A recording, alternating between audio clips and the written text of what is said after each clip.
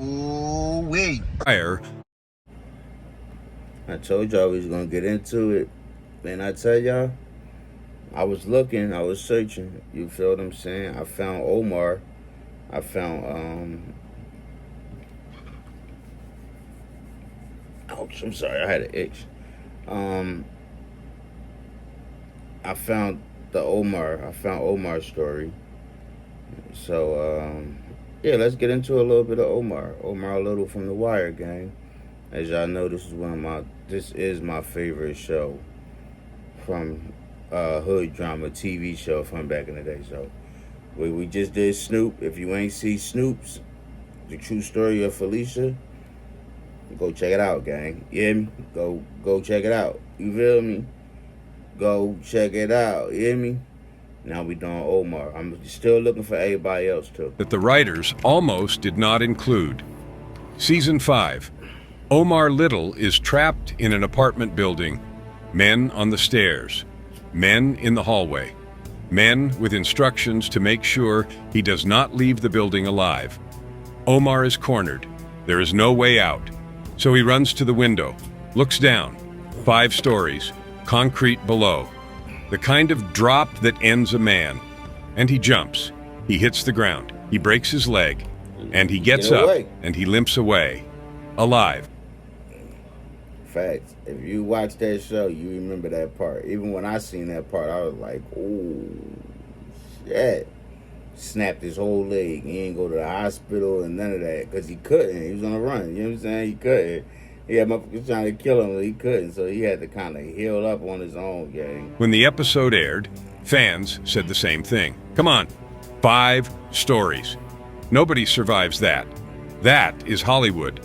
That is fantasy. It's possible. That is the one time The Wire, the most realistic show ever made, broke its own rules. Except the writers did not make it up. They took it from a real man's real life. A man who actually jumped out of a building during a confrontation on the streets of Baltimore. But the writers changed one detail. The real jump was not 5 stories, it was 6. They brought it down to 5 because they were afraid the audience would not believe 6. I'm 40 years old. Last month, I caught my wife crying in the bathroom because I couldn't get hard in bed. She wouldn't even look at me anymore. We're basically roommates, so I tried everything. Rhino 69. The truth was too unbelievable for I mean, at the end of the day, it's TV, gang. Like, how much of it do y'all think is supposed to be? You feel what I'm saying? At the end of the day, it's TV. Whether it was 6 feet, 7 feet, 7 stories, 6 stories, don't matter. At the end of the day, it's just entertainment. You feel what I'm saying? But I understand where the wires come at. They wanted to be as authentic as possible. You know what I'm saying? But they also wanted to keep everybody intrigued and try to please the crowd that's watching. So I get it too. You feel what television. So they made it less true to make it more convincing. The man who made that jump is the man Omar Little is based on. A stick-up artist from West Baltimore who robbed the men who moved the product. A man who committed his first hit for hire to feed his own addiction. And the victim looked him in the eye and asked a single word that haunted him for the rest of his life. Why? That man went to prison. He cooperated with the government. He helped bring down an entire organization.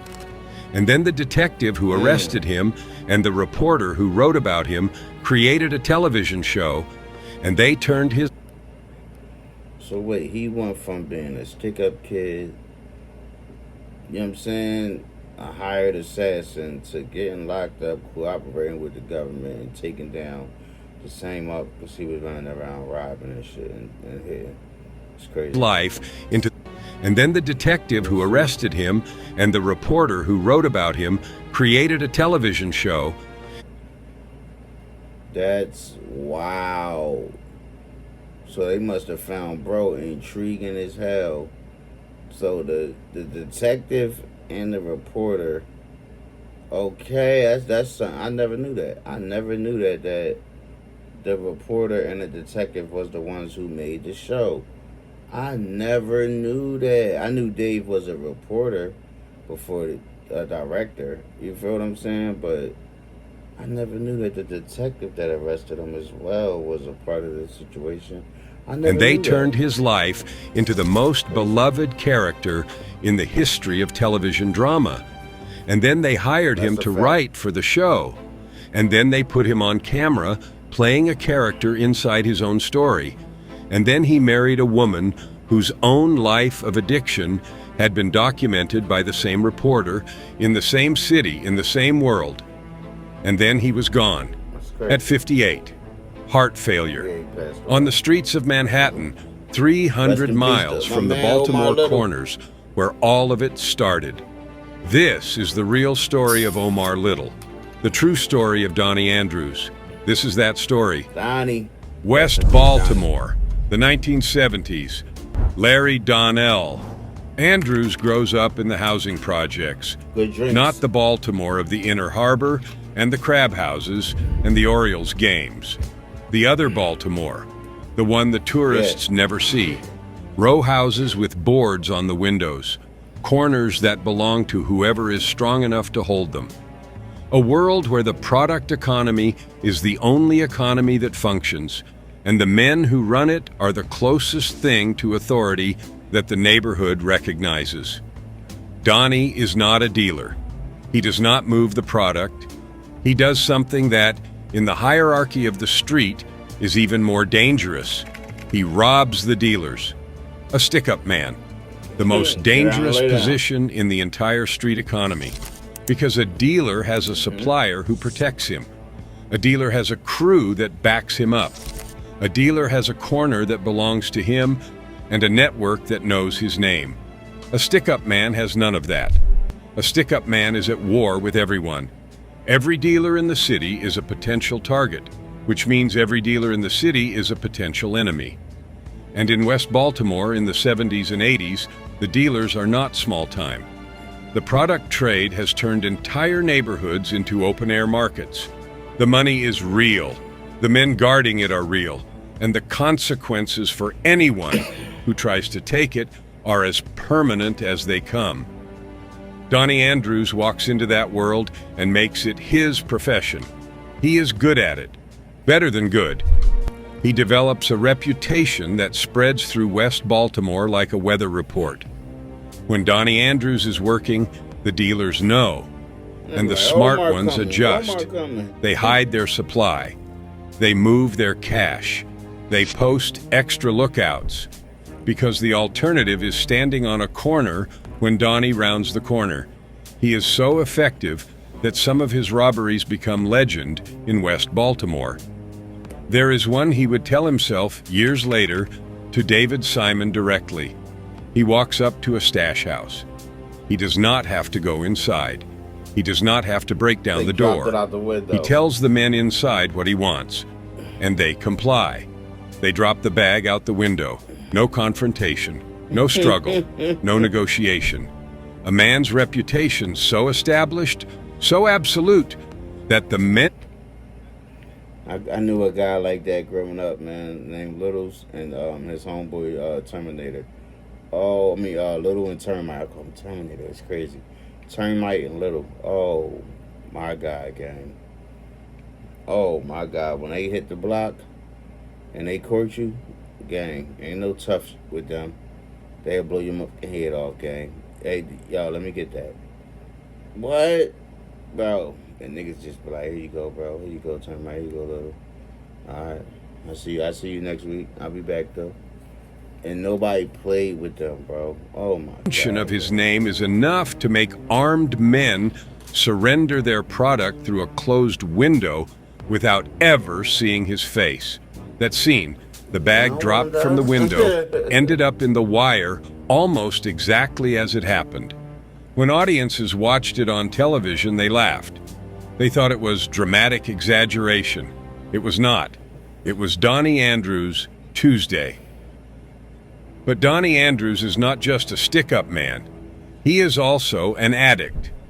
The product he is taking from other men is the same product that is eating him. Look at this But picture, Donnie bro. That's Andrews a is not fire just a picture stick-up. here. This is a fire photo, bro. The real Omar and the person acting as him, bro. Like, you got Omar and the person Omar is acting in one shot. That is fire. Hell yeah, bro. That is a fire picture, bro. Man. He is also an addict. The product he is taking from other men is the same product that is eating him alive. And by the mid-1980s, the addiction has taken control. He is no longer robbing for profit. He is robbing for his next hit. The calculation has changed. The discipline is gone. And when the discipline goes, the mistakes follow. In September of 1986, Donnie Andrews agrees to do something he has never done before. A rival in the product trade offers him money to take out a dealer named Henry Waxton. A contract, not a robbery, something different, something final. Andrews takes the job. He needs the money. He needs the product the money will buy. Applebee's 2 for $25. Get 1 full-size appetizer and 2 entrees for only $25. This is the #1 car insurance hack your parents never taught you. I found this site that shows you cheaper car insurance in seconds. No calls, no stress.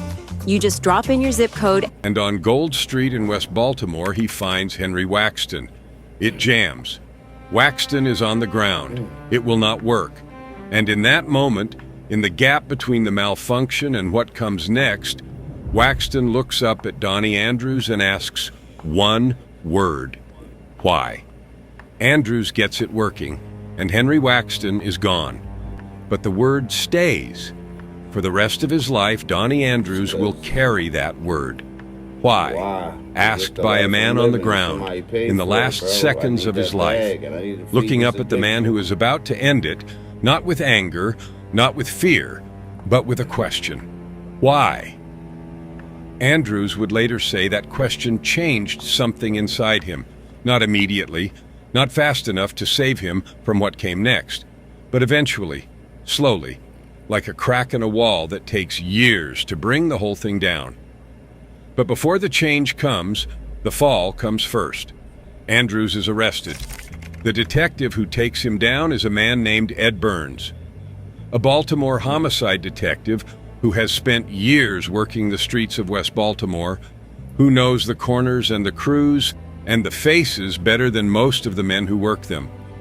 Burns is methodical, patient, the kind of investigator who builds a case the way a bricklayer builds a wall, one piece at a time until there is no way through. Burns gets Donnie Andrews, and Andrews, facing the full weight of what he has done, makes a decision. He cooperates.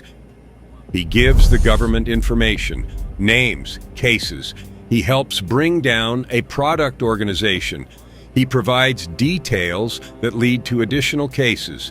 He becomes, in the language of the system, a cooperating witness. In the language of the street, something else entirely. He is sentenced. He goes to prison. And for nearly 2 decades, Donnie Andrews sits in a cell. And while he is inside, something extraordinary happens outside. Ed Burns, the detective who arrested him, partners with a journalist named David Simon. Simon is a reporter at the Baltimore Sun who has spent years writing about the city's streets. Together, Burns and Simon write a book called The Corner, a year in the life of an inner-city neighborhood. It is a ground-level account of one West Baltimore intersection and the people who live on it. That's the show. One of the principal characters in The Corner is a woman named Fran Boyd. Oh, wait, so they did The Corner. They did do The Corner together. Wait, hold on, chat. Hold on. I'm not tripping.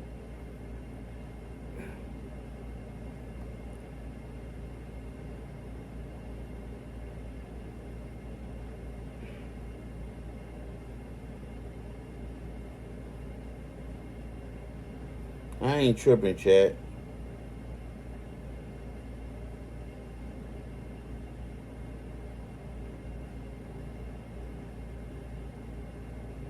Yes, it says yes.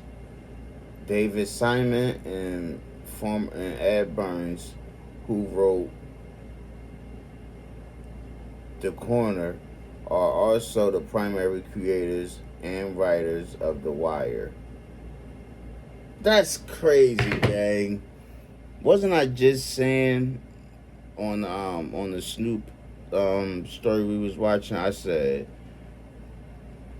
some shows shouldn't be rebooted, but I feel like The Wire and The Corner, they should reboot it and make another season of it.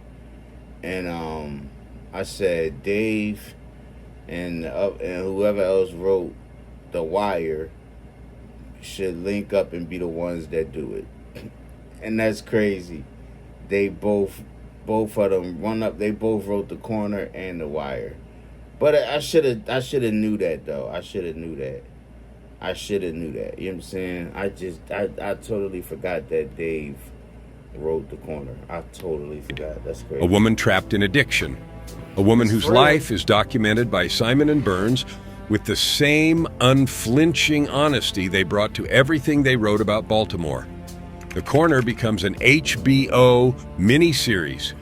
It wins an Emmy. And it opens the door for something bigger, The Wire. David Simon and Ed Burns create The Wire in 2002, and they need a character who embodies the strange, violent, contradictory world of the Baltimore stick-up man. A man That's crazy how this show... who robs... Hold on, let's get Omar. That's crazy how this show right here gets...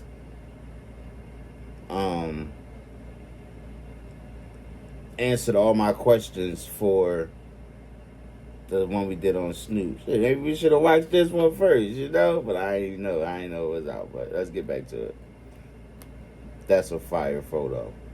That's going for the thumbnail, chat. That's going to be in the thumbnail right there. You hear me?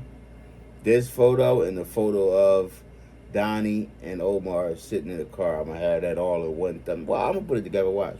Dealers, but lives by a code. A man who is feared by everyone but hurts no one who is not in the game. A man who is, in his own twisted way, the most moral person on the most corrupt streets in America. They call him Omar Little. They give him a trench coat and a whistle that makes dealers scatter. And they build him from the real lives of several Baltimore stick-up men.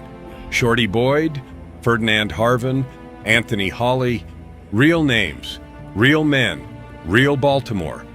But the primary inspiration, the skeleton the character is built on, is Donnie Andrews. The stick-up robberies, the code, never target anyone who is not in the game. The reputation's so strong that men surrender without a fight. It's crazy, gang. That was the rules of the streets back then, gang.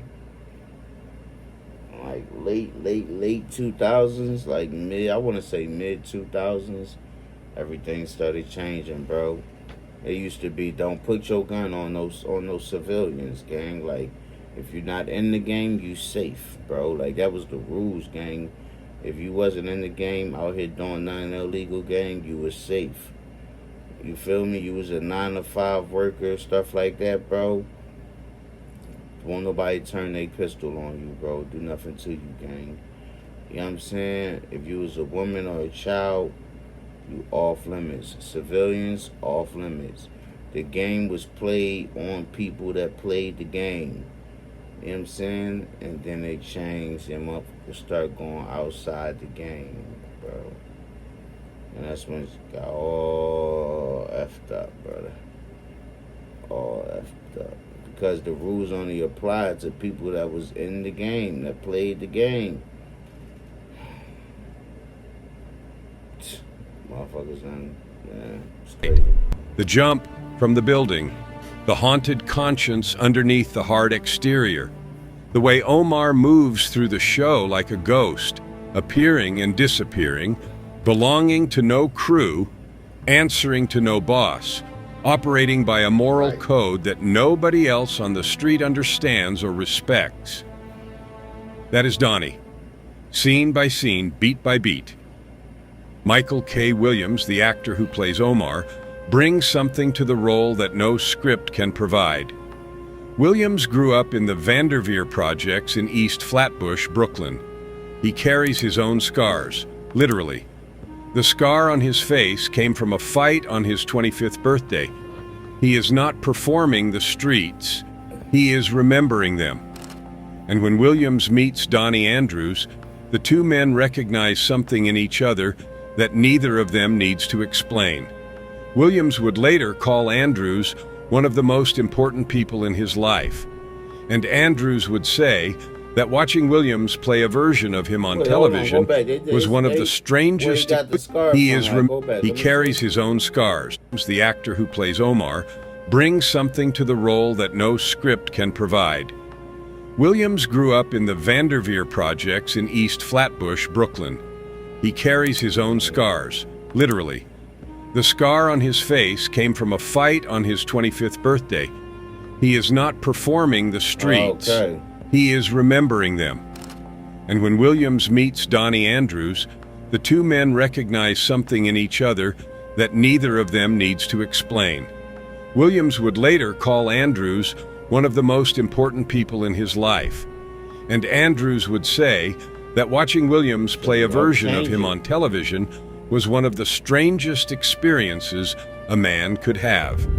Seeing your own life, your own choices, your own pain, performed by another man for an audience of millions who will never know your real name. This is how easy it is to buy shares of properties on RealBricks. You can scroll down to a property that you're interested in.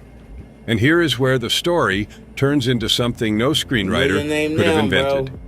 Simon gives Donnie Andrews a job. While Andrews is still processing what his cooperation and his case and his years inside have cost him, Simon hires him onto the writing staff of The Wire. The man whose life the character is based on is sitting in the writer's room, helping shape the stories. His experiences, his language, his... I mean, bro, think about it. Like, who better to tell you the story than the Muppets who actually lived it, who actually did it, who actually is the thing that you're portraying to be on a TV show? Who better to get the info from? Who better to get the inspiration from than the Muppets that actually go through it, live it every day? You know what I'm saying? Who gotta sleep with it and wake up to it every single day. Knowledge of how the streets actually work, all of it poured directly into the scripts. And then they put him on camera. Donnie Andrews appears in The Wire, playing a character named Donnie, a member of the inner circle of Butchie, one of Omar's most trusted associates. The real Omar, playing a supporting character inside a show built on his own life. And his final scene on the show is the one that started this story. The ambush, the building, the jump. The writers based it on Donnie's real experience. He claimed he jumped from the 6th floor during a real confrontation in Baltimore. The writers brought it down to 5 because they believed the audience would call it unrealistic. The most realistic show in television history had to make the truth less true because the truth was too much. And then came Fran Boyd. Remember her, the woman from the corner, the woman whose addiction David Simon had documented, the woman whose life had been laid bare on HBO before The Wire ever existed. Donnie Andrews from prison had begun calling Fran Boyd every day. Simon had introduced them, and Donnie, the man who had spent his life taking from people, started giving. He called her, he listened to her, he supported her recovery. He became the one stable voice in her life from inside a cell, hundreds of miles away. The people who had helped put Donnie Andrews in prison, including the federal prosecutor who convicted him, testified at his release hearing that he was reformed. Fran Boyd testified. The detective who arrested him, Ed Burns, supported his release. The journalist who wrote about him, David Simon, supported his release. The system that had locked him up agreed to let him out, because the man who went in was not the man asking to come home. Donnie Andrews was released in 2005, after nearly 2 decades inside. And on August the 11th, 2007, Donnie Andrews married Fran Boyd. The stick-up man married the woman from the corner. The real Omar married the real Fran.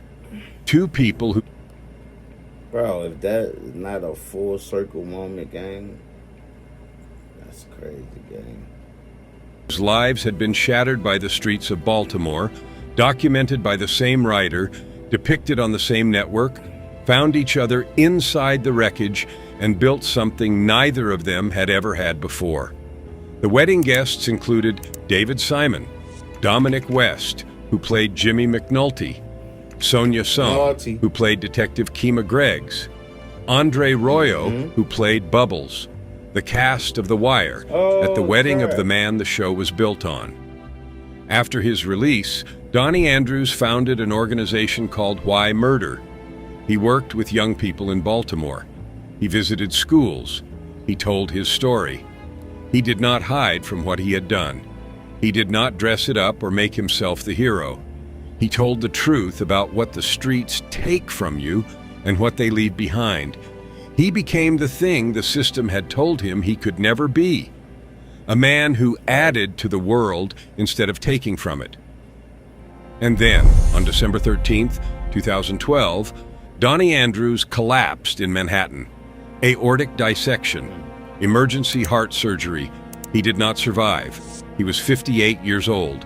Fran Boyd, his wife, survived him. She continued her work as a counselor. She continued telling her story, and she continued carrying the name of the man who had called her every day from a prison cell until the day they let him out. Fran Boyd was gone in May of 2022. She was 65.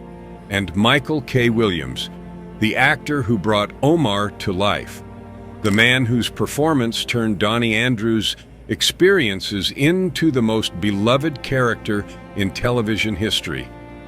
Williams was found in his Brooklyn apartment on September 6th, 2021. He was 54 years old, 3 lives, all tangled together by one show, all shaped by the same streets, all gone within a decade of each other.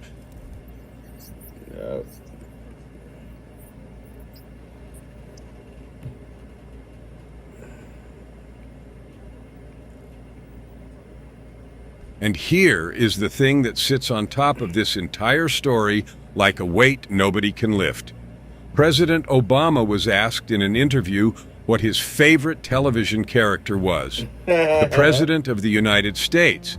And he said Omar Little, the fictional stick-up man based on a real stick-up man from West Baltimore who committed a contract hit to feed his addiction and spent 2 decades in prison paying for it.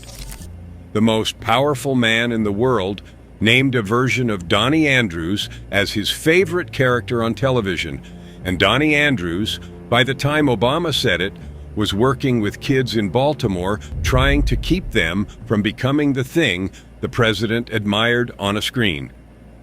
That is the contradiction at the heart of this story. America loves Omar Little.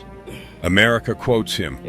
America puts him on lists of the greatest television characters ever created. But America does not love the real Omar. The real Omar is a man who went to prison for nearly 20 years and came out trying to fix the damage he had done and was gone at 58 from a heart that could not take any more. The character survived them all. Omar Little is still being watched, still being quoted, still being debated, still being called the greatest character in the history of television. Every time someone streams The Wire... That's crazy, gang, because even still to this day, gang, in 2026, me and my homies still argue Omar, Marlo, stuff like that, as far as like The Wire go, who was the best character on that bit, bro. We still do it. Omar jumps from that window again.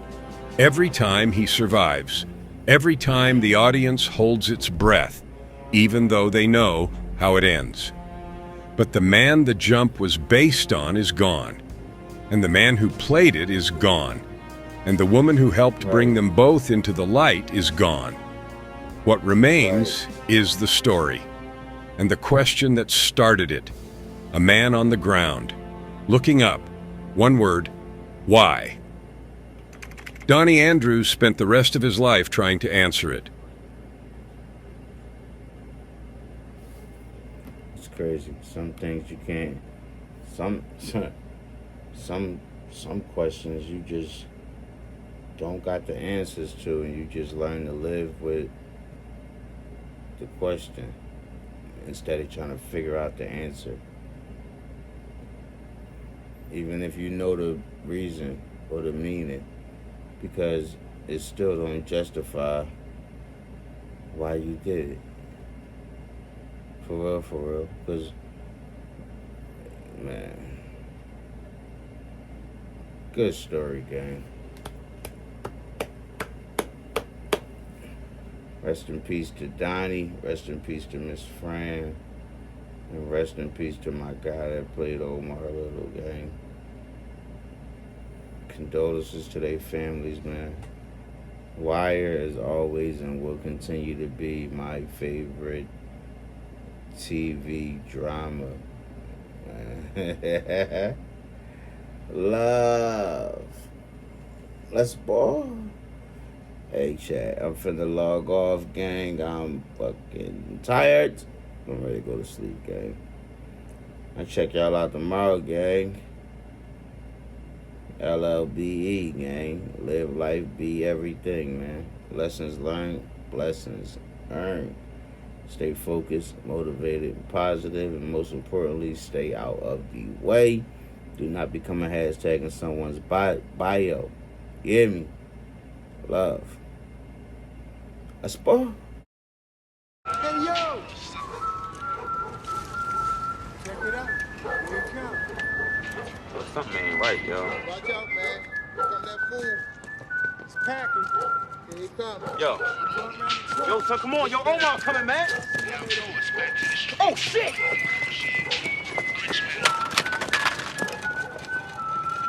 God damn it, I'm somebody! Okay, let's get him out of here. Please come home. I got beans and bologna. I'm sorry I made you cry.